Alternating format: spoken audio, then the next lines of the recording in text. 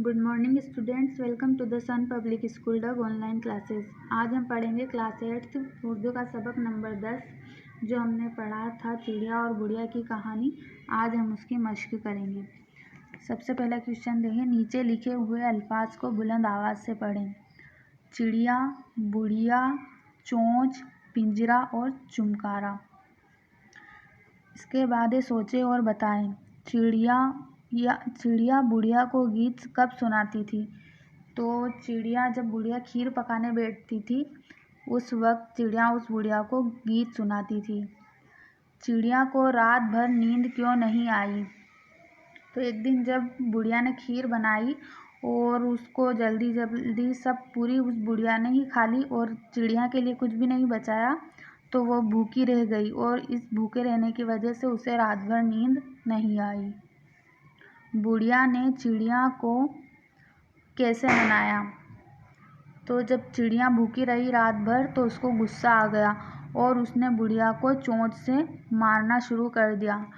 तो फिर बुढ़िया ने उसको दाना लाकर खिलाया, तब चिड़िया मान गई और उसको फिर से एक मीठा गीत सुनाने लगी। अब इस नज़म में अल्फाज चू चू आए हैं, ये चिड़िया की आवाज़ है। नीचे दी हुई आवाज़ों के सामने उन परिंदों के नाम लिखें। तो काएँ काएँ ये किस परिंदे की आवाज़ है? ये कौवे की आवाज़ है। गुटुरगु तो ये कबूतर की आवाज़ है। टेंटे ये हो सकता है तोते की आवाज़ हो। कूकू कोयल की आवाज़ है और पीहू पीहू मोर की आवाज़ है।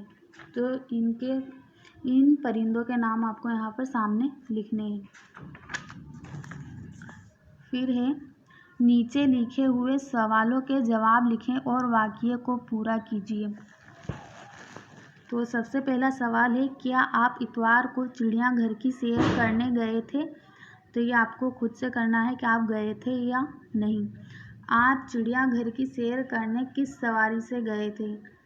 आप बस से या गाड़ी से, किस सवारी से आप चिड़ियाघर की सैर करने गए थे? इसका जवाब लिखना है।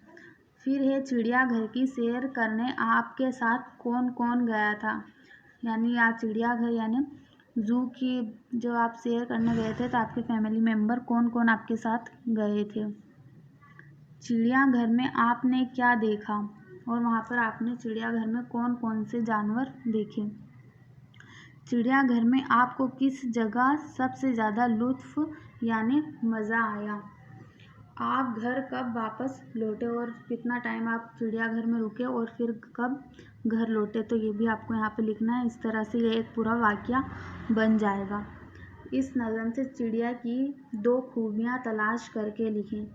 तो इस नज़म में चिड़िया की जो खूबियाँ बताई गई है वो हमें यहाँ पे लिखनी है।